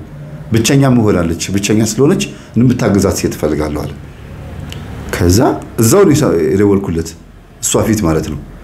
አየ መምህር ይሄ ሰው ጥሩ ሰው ነው ማለት ነው አለች። ምን እንዴት አልኳት። አይ አልፈልግም ይል የቤት ሰራተኛዋን እንደፈለገ የሚያገላብጣት የሚያጫውታት ቢሆን ኖሮ ሰው አልፈልግም ይልህ ነበር። ሁለታችን ከሆነን ግን ጥሩ ነው ማለት ነው። ይሄ ሰው በጣም ጥሩ ሰው ነው እሄዳለሁ አለች። እሺ አልኳት። ሄደች። የቤት ሰራተኛ ሆና ገባች። ከዛ ተዋወቀችው። የሥራ ድርሻ ተሰጣት። ጎበዝ ናት በስራ ላይ ብዙም አትታማም። ከዛ ከሰራተኛዋ ጋር ማውራት ጀመረች። እዚህ ቤት ሴት አትመጣም፣ ኧረ አይመጡም፣ ማንም ሰው አይመጣም። ያው 5 ዓመት ሙሉ ልጆቹን አንገቱን ደፍቶ ሲያሳድግ ሲያስተምር ቆየና ከዛ በኋላ ግን አሁንስ በቃኝ የዝሙት ሐሳብ እየመጣብኝ እየተፈተንኩ ስለሆነ ላግባ ብሎ ነው። ታዲያ አንቺን እንደዚህ ነክቶሽ አቅም? ኧረ በፍጹም እንዲህ አይነት ባህሪም የለበትም። እኔ እንዲያውም አንዳንድ ጊዜ ሚስቱን የገደለበት የራሱ አይነት ጥላ ይሆን እንዴ ብዬ አስባለሁ አለች። እንዴት አወቅሽ ስትለው ጊዜ የመምህርን ትምህርት እኮ አዳምጣለሁ፣ የመምህር ተስፋዬን ትምህርት አንቺ አታውቂው? እሱን ሰምቻለሁ አለች። ገብቷታል። እዛ ቤት እንግዲህ የኔን ትምህርት ያዳምጣል ብያታለሁ። ስለዚህ ሰራተኛዋም የኔን ትምህርት ታዳምጣለች ማለት ነው። የጋሽዬ አይነት ጥላ ከባድ ነው። ሴት ማያመጣ ከሆነ ሄዶ ማያመነዝር ከሆነ እንደ መንፈሳዊ ክርስቲያን ደግሞ ቤተክርስቲያን ደግሞ ሄዶ በደንብ ማያስቀድስ የማይጾም የማይጸልይ ከሆነ ዝም ብሎ ኖርማል ክርስቲያን ከሆነ የሆነ የጋረደው ነገር አለ ማለት ነው ብዬ አስብ ነበር አለች። በእርግጥም ሰውየው የኔን ትምህርት ያዳምጣል፣ ግን አለማመንዘሩ መሰብሰቡን አያሳይም። ውስጥ ያለችው አይነት ጥላ ለሴት ልጅ መጥፎ ጥላቻ እንዲኖረው አድርጋ ነው ያኖረችው እና ሚስቱንም ራሱ በድንገተኛ አደጋ እንድትሞት ያደረገችው እሱ ጋሽዬ ላይ ያለችው አይነት ጥላ ሳትሆን አትቀርም አለች። እና አንቺ አንድ ቀን እንኳን ተፈታትነሽ አያውቅም? ኧረ እኔ ማስቢያቸው አላውቅም፣ እሳቸው ማስበውኝ አያውቁም። አንቱ የምትለው የገጠር ልጅ ስለሆነች ነው እንጂ አንቱ የሚባል ሰው ሆኖ አለ። ጎልማሳ 44 45 እንደዚህ ይሆናል። ግን የሰውነት ነገር ይዞት የሀብት ነገር ይዞት ግርጅፍጅፍ ብሎ ዘፍ እያለ ነው የሚሄደው እና ፎቶዎቹን ሁሉ ነገሩን ታገላብጣለች። ልጆቹ ሲመጡ ከልጆቹ ጋር ፍቅር በፍቅር ሆነች። አዲስ የመጣችው እህታችሁ ናት ብላ ስታስታውቅ እህት አለች። ማለት እህት ባይዋ ማነች? ራሷ ነች እቺ ባለ ታሪካችን ልጅቷ ማለት ነው። ሚስት ልትሆን ግን ሰራተኛ ሆነ ሄደችው። ሰራተኛዋ ለካ እዛ ቤት ውስጥ እንደ እህት እንጂ እንደ ሰራተኛ አትታይም። እህታችሁ ነች ብሎ ስላስተዋወቃቸው ማለት ነው። አዎ እህታችን ነሽ፣ እኛ ቤት ሰራተኛ ምናምን የሚባል ነገር የለም፣ ሰርቫንት ሰራተኛ ምናምን አይደለም፣ በቃ ቤተሰብ ነሽ አሏት። እሺ በጣም ገረማት። ማታ ማታ ይሰግዳሉ፣ ልጆቹ ይጸልያሉ፣ ጥናት ጊዜ አላቸው፣ የመጫወቻ ጊዜ አላቸው። በጣም የሚገርሙ ናቸው። በቃ ስማርት የሆኑ ልጆች ናቸው እና አባታቸው እንዴት እንደሚወዱት እንዴት እንደሚንከባከቡት ሲመጣ እግር የሚያጥቡት እነሱ ናቸው። አንደኛው ነገር አንደኛው ትይዛለች፣ አንደኛው ነገር አንደኛው ይዛል፣ ሌላኛዋ ፎጣ ይዛ ትቆማለች። ከዛ እግሩ ከታጠበ በኋላ በፎጣ የምትጠርገው ደግሞ ሌላኛዋ ነች። ከዛ ቢጃማ ደግሞ ያመጣሉ፣ ቢጃማ ያለብሱታል እና በየቀኑ እንደዚህ ነው። ደስ ይለዋል። በቃ ያ ምንድነው ስርዓት ስለለመዱለት ነው እንጂ ክብሩን ፈልጎት አይደለም። ልጆቼ ተባረኩ ብሎ ግንባራቸውን ይስማቸዋል። ከዛ ኳስ ይከፍታል፣ ኳስ ያያል፣ ኳስ ይወዳል። ያው መቼም ወንድ ልጅ ሆኖ ኳስ ማያ የለም። ያሰው ምናምን እያለ እንደዚህ አይ ወይኔ ሳተው ምናምን ይላልና ልጆቹ ይስቁበታል። እና እሱ ኳስ እያየ ኳስ አይቶ ሳይጨርስ እንቅልፋቸውን አይተኙም። አንደኛ ብቸኝነት ስሜት እንዳይሰማው ነው። ሁለተኛ ነገር ግን ጩኸቱ ስለሚያስነሳቸውና ስለሚቀሰቅሳቸው ሲያጠኑ እሱ ኳስ እያየ ነው የሚያጠኑት። እንዲህ እንቅልፍ እያዳፋቸው እያጠኑ ከሆነ ሲጮህ ብድግ ነው የሚሉት እና አባዬ ኳስ ሲያይ አንድም ይጠቅመናል አንድም ደግሞ ያበሳጨናል ነው የሚሉት። እና ኳስ ይወዳል። በቃ እሱ ተጫውቶ አያውቅም፣ ኳስ ግን በጣም ነው የሚወደው። እና መጠጥ ቤት ኳስ ማየት ጀምሮ ነበረ። ትንሽ ቢራ ምናምን ሲለምድ ጊዜ ተውኩት አለ። ለምን ተውከው ስለው አይ እዛ የጠጣዊ ምናምን ብር ያስያዙ ምናምን ቁማር ሲጀመር ተውኩታል። ተውኩት ቤቴ ሄድ የሚያክል ቴሌቪዥን እያለ የለም ውጭ የማየው ምናምን ብሎ ፈልሰስ ብሎ ፊልም የሚያያል ምን ቁጭ ብሎ የሀብታም ነገር መጠጡ ምኑ አጠገቡ ይቀርብለታል። መጠጥ ስላችሁ ሌላ ነገር አይደለም። የሚገርማችሁ አባታችን የምትለው ጸሎት በራሷ በጣም ትከብደኛለች አለ። ካለብኝ ንዴትና ጭንቀት አንጻር አለ። ከዛ ስኬን ብድግ አድርጌ አንስቼ ሚስት ብዬ ጠየቅኩህ ማንተን አለ ከዚህ ነገር ለመላቀቅ ነው። ቢያንስ እንኳን ማወራት ምናምን ታስፈልገኛለች ብዬ ስለማስብ ነው አለና እቺ ሰራተኛ ከገባች ጊዜ ጀምሮ ቡና ፊልኝ የሚላት እሷን ነው። ቡና ማፍራት ትችላለሽ ይላታል። አፊልኝ በቃ ይላታል። ከዛ ጋሽዬ ቡና ጠጥቶ አያውቁም ነበረ። አይ አንቺ ቡናማ ታዩ ጋሽዬ እኔ እኮ ቡና እኮ ስለማልወድ ነው አውቄ እኮ ነው አተላተላ ማጠጣሁት ቡና እንዲጠሉ ብዬ ነው አለች። እኔ ቡና ወዳለሁ እዚህ ነው እንጂ አተላተላ የሚለኝ መስሪያ ቤት እኮ ጥሩ አድርጌ ነው የምጠጣው አላት። እና አይ እኔ እኮ ደግሞ ቡና እንዲጠሉ ብዬ እኮ ነው ቡና ጥሩ አይደለም እኮ እያለ ሲያስተምር ነበር መምህር ተስፋዬ። አይ እሱ ያለው ቡና የሚጠጣበት ቤት ቡና እየተጠጣ የሚካደምበት ባዕድ አምልኮ የሚመለክበት ቤት ከሆነ ባይጠጣ ይመረጣል ነው ያለው እንጂ እኛ ቤት እንደዚህ የለም ማለት ለመጠጣት ስለፈለገ ነው የሚያመቻመቸው። እና አይሁን ጋሽ ችግር የለው። ለማንኛውም በጣም ጥሩ ቤተሰብ አግኝተናል። ጥሩ ቡና ፊላቸው እኔም ጥሩ ቡና ማፍላት ይችላል እንወራረዳለን። እኔ ጥሩ ቡና ማፍላት ይችላል ጋሽዬ ግን አውቄ ነው አተላ ማጠጣው አውቄ ነው ማደፈርሰው አለቻቸው። ከዛ እኔ እየተፎካከሩ ነው እየተሳሳቁ ምን ይያሉ ቤተሰብ ሆኑ። ከዛ ቀስ ይያሉ እየተቀራረቡ ምን ይያሉ ጋሽዬ ግን በጣም ጥሩ ሰው ናቸው። ለምንድን ነው ታዲያ ሚስት የማያገቡት? እስቲ ንገሪያቸው እስቲ ጋሽዬ ለምንድን ነው የማያገቡት ባያቸው? ለምንድን ነው ይሄን ጥያቄ ማነሳባቸው ደግሞ አሁን ከጀልሻቸው እንዲያለቻት አይ እንደው ገርሞኝ ነው እንደዚህ አይነት ደስ የሚል የሆነ ኑሮ እየኖረ ሚስት አለመኖር ይገርማል። ከጀልሹ ችግር የለውም እኮ አለቻት። እንዴት? እኔ ችግር የለውም ለጋሼ እነግረዋለሁ እሳቸው ሰው አይንቁም አለቻት። እውነትሽ ነው። ሌላ ስብዕና ደግሞ መጣ በጣም አሪፍ የሆነ ባህሪ ማለት ነው። እሳቸው ሰው አይንቁም እንዲያውም ሚስት ይፈልጋሉ ያስታውቃሉ። አንዳንድ ነገር ሲያወሩ ሰምቻቸዋለሁ። አይ እንደውንስ በቃ እንደው ይሻለኛል እናታችሁ በኖርች ይሻለኝ ነበር ብሎ አንዳንድ ቀን ያለቅሳሉ። እና ዝም ብሎ ካላ ነገረቻትና አይ እንደዛ ከሆነ ጥሩ ለማንኛውም እስቲ መምህር ተስፋዬ ጋር እንደውል አለቻት። ደወሉ እኔ ጋር ስልኩን ታውቂዋለሽ? አገኘሁት እኮ ስልኩን እኔ ቀጥታ ስልኬን ስለምታውቀው ነው። እንዴ እኔ ስንት ዓመት ስፈልገው ስልኩን አንቺ አገኘሽው? ከዛ ሰውየው ስልኬን ያውቀዋል። ከሰውየው ስልክ ላይ ግን የኔ ስልክ መውሰድ አልቻለችም ሰራተኛዋ። ይቺኛዋ ደግሞ ሚስት ልትሆን የገባችው ልጅ ደግሞ ስልኬን ታውቀዋለች። በዛ አጋጣሚ ደወሉልኝና የወዳቸውን አወሩኝ። መምህር እየወዳሃለሁ ፈልጋለሁ ምናምን ማለት እሺ ችግር የለውም ምናምን አልኳት። እና እቺ እኔ ጋር የመጣች አዲስ የቤት ሰራተኛ አለችና እሷ ጋሽዬን ፈልጋቸው ነበርና መተህ ለምን አታገናኛቸው ማለት። አይ በጣም ጥሩ ነው እግዚአብሔር ይመስገን ሲጸልዩ ሱባኤ ያዙ አልኳቸው። እሺ ብለው ሱባኤ ያዙ። ሱባኤ መያዝ ማለት ሰውየው በሚነገረው ሰዓት የሚሰማውን ስሜት ጥሩ እንዲሆን ለማድረግ እንጂ ኦሬዲ አላማው የታወቀ ነው። ሰውየው ሚስት ፈልጋለሁ ብሏል፣ እሷም ደግሞ ትዳር ትፈልጋለች። ጉዳዩ መተንፈስ ላይ ነው፣ ፍርሃቷን ማስወገድ ነው። ከዛ ለሰውየው ነገርኩት። አግኝቼው መስሪያ ቤት ሄጄ የሚሰራበት ቦታ ሄጄ አሁን ትልቅ ፈተና ልፋሃል አልኩት። ምን አለኝ? እቤት የገባችው ሰራተኛ የቤት ሰራተኛ አይደለችም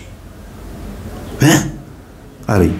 እልኝ እናቷ ናቸው፣ ግቢያቸው ይሄ ነው፣ ቤታቸው ይሄ ነው እና ልታይህ ነው የመጣችው። ይጠጣል አይጠጣም፣ የሀብታም ነገር አይታመንም፣ ሰካራም ነው አይደለም፣ ሚስቱ የሞተችበት በምክንያት ነው የሚለው ነገር ልታጣራ ነው የመጣችው። በራሷ ዘዴ ነው የመጣችው። በኋላ ነው የነገረችኝ አልኩት። ደግሞ ተነጋግረው ነው እንዳይለኝ ማለት ነው። መጨረሻ ላይ የነገርኩት እና እውነትህን ነው ወይኔ እግዚአብሔር ነው ያወጣኝ።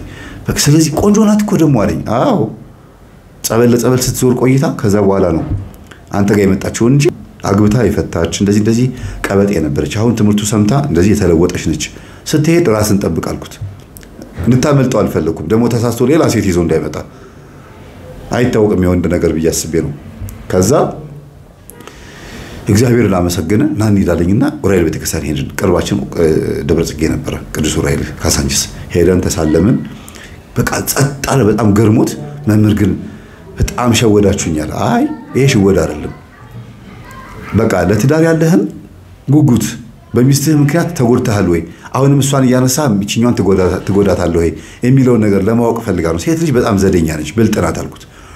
አረ በጣም ስማርት ነች፣ ጎበዝ ናት፣ እንኳንም ፈተናውን አለፍኩት፣ አሁን እጄ እነግራታለሁ ማለት አይደለም። ዝም ብለህ ተከታተላት አልኩት። በቃ ውስጥህ ገብቶታል አይደል? አዎ ዝም ብለህ ንጹህ ፍቅር ስጣት።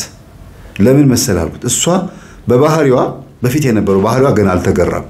አንዳንድ ነገሮች ችግሮች አሉባት። ትዳር መፈለጓ ብቻ አሪፍ ነው።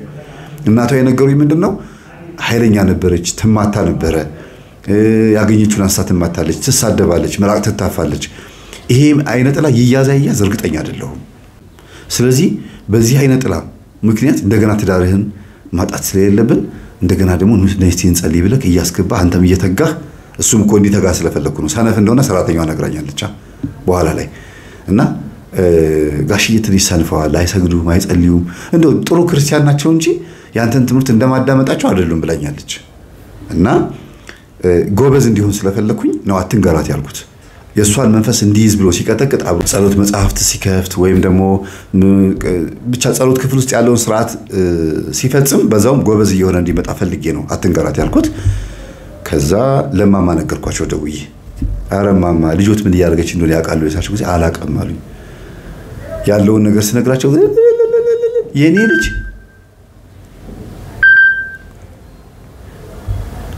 የኔ ልጅ ጎበዝ ሆና የኔ ልጅ ጠንክራ እንደዚህ አይነት ነገር ውስጥ ገብታ ትክክለኛ ባል ይሆናል አይሆንም ብላ አስባ ልትፈትን ሄደች አሉኝ። አዎ አልኳቸው። እንደው መጨረሻውስ እንደው ይሄ ነገር ጥሩ ከሆነ እኔ ከምትረዳቸው ልጆች አንተ የምትረዳቸው ልጆች መካከል የሁለት የሶስቱን የቤት ኪራይ ከፍልልሃለሁ አሉኝ። አይ ማዘር የኔ እኮ እንደዛ እንዲከፍሉልኝ ሳይሆን እንደው ደስታውትን ልካፈል ወይም ደግሞ ደስታዬን እንዲካፈሉ ፈልጌ ነው አልኳቸው። እኔ በጣም ደስ ብሎኛል ልጄ በጣም ደስ ብሎኛል አሉ። በጣም ውጭ ሀገር ደውለው ሁሉ ለልጆቻቸው ነገሩ። ከዛ ደወሉላት። አንቺ የምን ስለላ ውስጥ ነው የገባሽው? ማነገራችሁ አለቻቸው። መምህር ተስፋዬ ለማየ ነግሯት ማየ ደግሞ ለኛ ነገርችን። ወይኔ ከዛ ደውላ እኔ ጋር ነገርችኝ። እኔ ራስ አላወኩም። ማዘር ደውለው የነገሯል መሰለኝና ለምን ነገሩ አልኳቸው። መጀመሪያ እሷ ደወለችልኝ። መምህር ነገርክብኝ እንዴ አለችኝ። አይ ደስ ብሎኝ ለእናትሽ እኮ ስነግራቸው ለወንድሞችሽ ነግሯል ለወንድምሽና ለእህትሽ ነግሯት ነው ምናምን አልኳቸውና አይ ይሁን ችግር የለው ለማንኛውም ሁሉ ነገር ተስተካክሏል በቃ እኔ አሁን ሰውየው ምቹ ሆኖልኛል ላፈነዳው ነው አለችኝ። አይደለ ችግር የለው በቃ ንገረሽኝ ልታፈነጁ ሲል ንገሪኝ አልኳት። በቃ የሚቀጥለው እሑድ እነግረዋለሁ አለችኝ። ምን ነው የምትነግሪው? በቃ እኔ የመጣሁት በዚህ ምክንያት ነው የቤት ሰራተኛ አይደለሁም ብዬ እነግረዋለሁ አለችኝ። እሺ አልኳት። ደውዬ ለሱ እሑድ ልትነግርህ ነው ራስህን ሬዲ አድርግ አልኩት። ይሄን የምልበት ምክንያት አለኝ በነገራችን ላይ ደስ እንዲለው ነው በጉጉት እንዲጠብቅ ነው። እና ደግሞ በጣም ወዷታል ፈልጓታል ልጅቷን እንደመጣሽ ነው የወደድኳት አለ። ይሄ በሌላ በፍቅር ማም ሳይሆን ቅልጥፍናዋ ደስ ይላል አለ። እሷ ቅልጥፍጥፍ የምትለው ለመወደድ ስለሆነ ያው አይን ውስጥ ገብታለች በቃ በትክክል ተሳክቶላታል ማለት ነው። እና ልጆቹም ደግሞ በጣም ወደዋታል። ከዛ ይልቅ በጣም ደስ ያለው ደግሞ ልጆቹ ከሷ ጋር በጣም ፒስ መሆናቸው ነው። አብራቸው ተኝታ ነው የምታስተኛቸው አስተኝታቸው ነው ከዛ ወደ ራሷ መኝታ የምትሄደው። እና የመጽሐፍ ቅዱስ ታሪክ ትነግራቸዋለች ገዳም ያየችው ትነግራቸዋለች ምናምን። ከዛችኛዋ ሰራተኛ የተሻለች ሆና የተገኘችው በዚህ ነው መጽሐፍ ቅዱስ በመናገሯ ነው። ግን የማያውቁ ስለሆነ አይደለም ድግግሞሽ የእግዚአብሔር ቃል ቢደጋገምም አይሰለችም አይደለም። ልጆቹ በጣም የገባቸው ናቸው። የመጽሐፍ ቅዱስን ብሉይ ኪዳን ውስጥ ያሉትን ታሪኮች በሙሉ ንገሩኝ ብትሏቸው ትንትን አገው ነው የሚናገሩት። በጣም ጎበዞች ናቸው።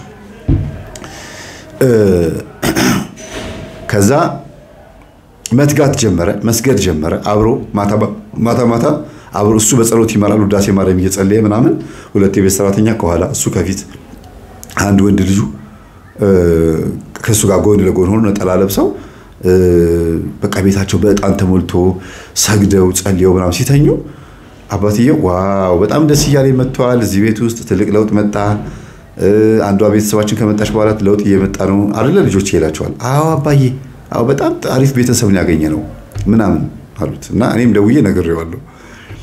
እና እሑድ እንግዲህ ሁላችንም አንድ ምናየው ሰርፕራይዝ አላላቸው ልጆቹ ነው ለሚሷ የሰማች አይደለም ለልጆቹ ብቻ።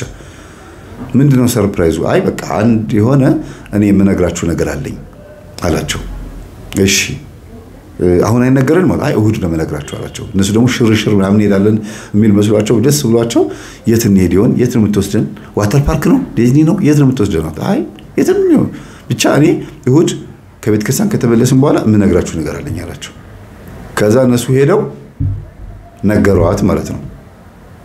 አባዬ እሑድ የምነግራችሁ ነገር አለኝ አንድ ትልቅ ደስ የሚል ሰርፕራይዝ አለኝ ብሏል ምን ይሆን እያሉ ሲነጋ ጊዜ እኔ እንጃ እስቲ አብረን እንሰማለን አሉ። ከዛ እሷ ደውላ ነገረችኝ። ምንድነው? እሑድ እንደዚህ ሰርፕራይዝ አለኝ እያለ ነው እኔ እንጃ ጠብቂ አልኳት። እኔ ማውቀው ነገር የለም አልኳት ለሷ። እኔ ለሱ እንደምነግረው እንድታቀብኝ ስላልፈለኩ ነው። ነገሩን ቀለል አድርገው እንዲረዱት የፈለኩበት የራሴ መንገድ አለኝ። አንደኛ እንዲተፋፈሩ ፈልጋለሁ። እሷም እዛ ቤት የሄደችው ለፈተና እንደሆነ እሱም ደግሞ እየተፈተነ መሆኑን እንድታቅ እንዳወቀ እንድታቅ እና ደግሞ ከዛ ባለፈ ለትዳር ተፈላላጊ መሆናቸውን መታወቅ ያለበት ድንገት ሰርፕራይዝ ሲሆን አይደለም። በትክክል እሱም በልቡ እየጠበቃት እሷም በልቧ እየጠበቀች ነው መሆን ያለበት ብዬ በዛ ቤተሰብ ላይ ነው። ታዲያ ሌላው ትዳር ላይ ሰርፕራይዝ ደስ ሊል ይችላል። እዚህ ቤት ላይ ግን ግዴታ መጠባበቅ አለባቸው። ከልጅቷ ባህሪ አንፃር ነው ባይዘው ልጅቷ ያለው መንፈስ በጣም በጣም በጣም ከባድ መንፈስ ነው። መገራት አለመገራቱ መያዘን ለመያዙን እርግጠኛ ስላልሆንኩ ነው። ምን ጠቀመኝ መስላችሁ ለሱ እየደወልኩኝ መናገሬ? አይነ ጥላው እኔ ደውዬ ስናገር ለሱ ስነግረው እሱ ላይ ያለው መንፈስ ለሷ ሹክ ብሏት ከሆነ ነገም ከነገ ወዲያም ልክ እንደዚህ ሹክ የሚለው ነገር አለ ማለት ነው። መታሰር አለመታሰሩ ባልየው ላይ ያለው መንፈስም እሷ ላይ ያለው መንፈስም ከታሰረ ወሬ አይቀባበሉ። ኢንፎርሜሽን የሚቀባበሉ ከሆነ ግን የሆነ ሰዓት ላይ አንድ ችግር ሊፈጠር ይችላል ብዬ ስላሰብኩ ነው።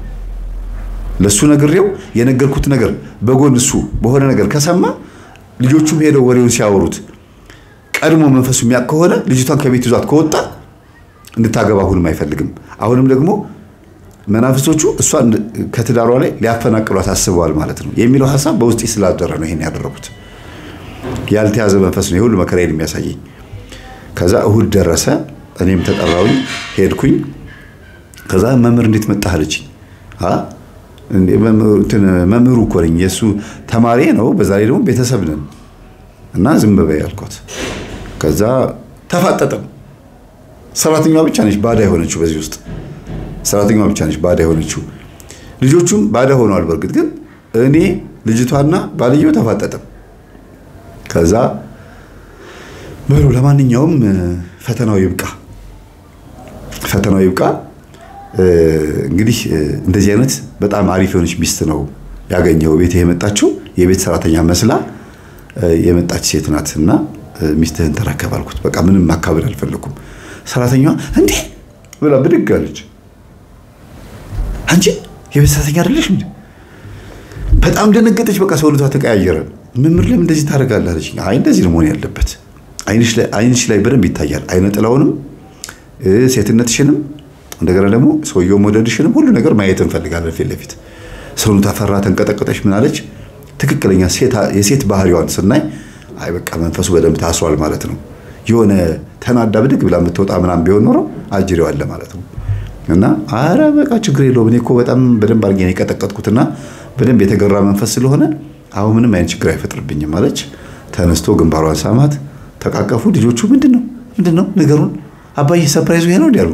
አዎ እናት አግኝታችኋል ከዚህ በኋላ እሷ በእናታችሁ ምትክ ሚስቴ ናት፣ ሁለተኛ እናታችሁ ነች ብሎ ሲላቸው ጊዜ ልጆቹ ፈረጠሱ እና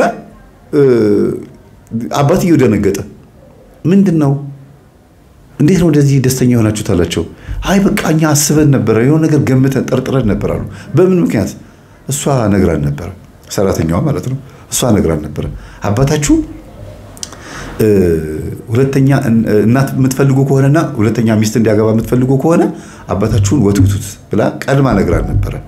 በድብቅ ለካ ሰራተኛዋ ሁለቱ እንዲቀራረቡ ነው የራሷን ዘዴ እየተጠቀመች እየሄደች ነበርና በጣም ፍቅር የሚሰጧት ከሷ ጋር በጣም አታች አድርገው የነበሩት በሰራተኛዋ ግፊት ነው። ያው ሁሉ ግፊት የተፈጠረው ለሷ ጥሩ ፍቅር ሲሰጥ የነበሩት ሰራተኛዋ በመታረገው አይነት ነገርና ቤት ውስጥ በጣም ደስ የሚል ነገር ተፈጠረ። እናትየው ጋር ደውለን እማማ ሁሉ ነገር ጨርሰናል፣ ተሳክቷል። ልጆት ከዚህ በኋላ ደግማ ማትወጣበት፣ ጥፊ ማታነሳበት፣ ማትሳደብበት ትዳር ውስጥ ገብታለች አልኳቸው። እውነትህን ነው ልጅ አሉ። አዎ እርግጠኛ ነህ አሉኝ። እርግጠኛ ነኝ አልኳቸው። እመጣለሁ በሉ ጠብቁኝ አሉ። በራይድ መጡ። ከአንድ ሰዓት በኋላ ከቻሉ ወንድሟና እህቷም ከውጪ ደወሉ። ወንጌል ተማማርን። በጣም የሚያሳዝነው ነገር ከባዱ ነገር ማለት ነው የንስሐ አባታቸው ደውሎ የማያውቁ ንስሐ አባታቸው ደወሉ። የሚያሳዝነው ነገር ምን ታውቃላችሁ? እንዴት እኔ ሳልሰማ ምናምን አሉ። ለካ እየደወሉ ስልካቸው እየጨቀጨቋቸው ነበር። እናትየው ላይ እየደወሉ እናንተ ደውሎ የማያውቁ ንስሐ አባታችን እኮ ደወሉ፣ ልንገራቸው አሉ። ነገሯቸው ችግኛ ደግሞ አላወቅንም፣ ነገሯቸው። ከዛ ተደውሎ እንደዚህ ሆኖ እንደዚህ ስነጋቸው ጊዜ እንዴት ምን ብትንቆይ ነው ለዛ ለግርማ ልጅ እኔ እንግዲህ ያቁኛል መምህር ተስፋ የሚባል ያውቃሉ። አዎ እሱ መጥቶ ልጅ እንደዚህ አድርጎ በዘዴ ፈጥሮ ያው አሁን አጋባት እቺን የመሰለች ልጅ ነው ለሶስት ልጆች አባት የሚያጋባው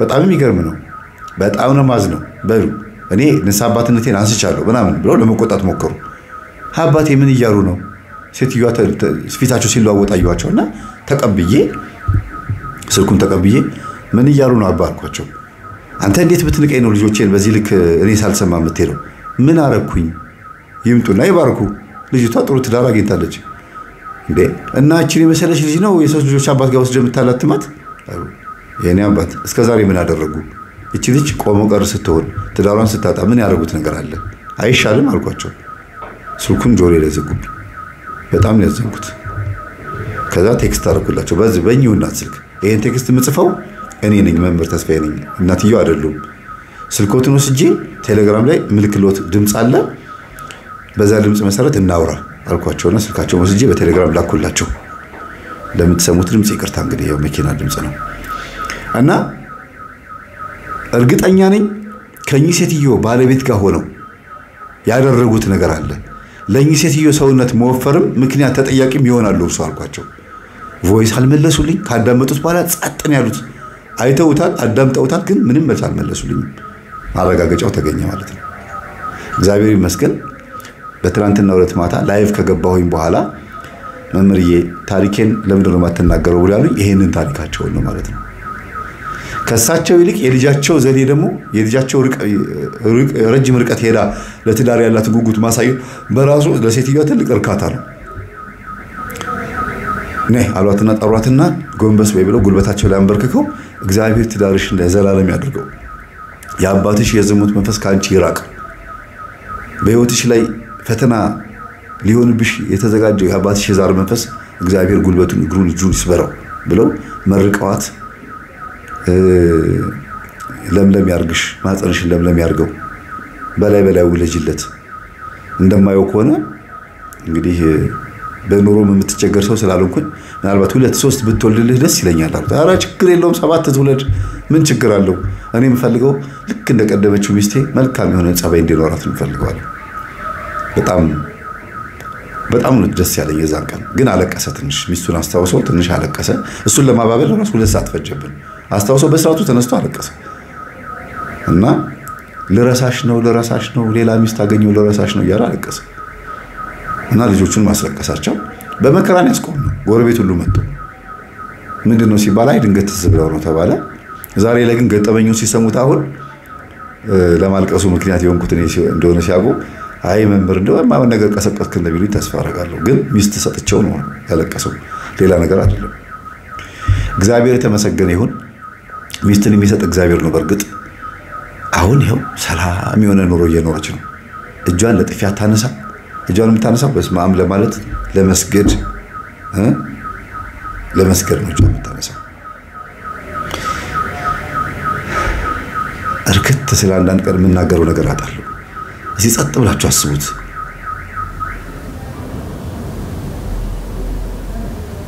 እስካሁን ያወራሁትን ነገር ዝም ብላችሁ አብሰልስሉት እስቲ የእግዚአብሔር ስራ አይደንቅም አሁን የሚቀረኝ ትልቁ የቤት ስራ የሁለቱ የወንድምና የእህቷ ነው ውጭ ሀገር በስልክ እያወራን ነው ትንሽ አስቸጋሪ ናቸው ትንሽ ሞልቃቃም ጨምላቃም ናቸው እየሰሙኝ ነው መሞላቃቃችሁን መጨማለቃችሁን አቆሙና ወደ ኢትዮጵያ መጣችሁ ስለ ትዳር ብናወራ ይሻላችኋል አያዋጣችሁም አለበዚያ ሌላ ነገር ውስጥ ነው የምትገቡት ሌላ ለመምድ ውስጥ ነው የምትገቡት እስቲ የእህታችሁ ነገር አስቡት የእናታችሁን የአባታችሁን ነገር አስቡት መናፍስት እንዴት አርጎ ቤታችሁ ውስጥ እንዴት እንዳመሳችሁ በተለይ አባታችሁን ተንኮል አስቡት እስቲ እናታችሁን ምን እንዳደረጋት የወጣትነት ተንኮል ካደገ በኋላ ከ12 ዓመት በኋላ አሁንም አባትየው ላይ ይሄ ተንኮል አሁንም ባህሪያቸው ውስጥ ጸባያቸው ውስጥ አለ እንደ ጀብድ ነው የሚያወሩት እና ይሄ በጣም ከባድ ነገር ነው የአምላካችን የጌታችን የመድኃኒታችን የኢየሱስ ክርስቶስ ስም የተመሰገነ ይሁን ምክር አለ እዚህ ውስጥ አሁን መምከር ምን መመክረው ነገር አለ ምንም የለም ሰላሙን ብረሪ ነፍሴ ሆይ ለጽድቅሽ ብረሪ በሰማዩ መንገድ ጸባይሽን ግሪ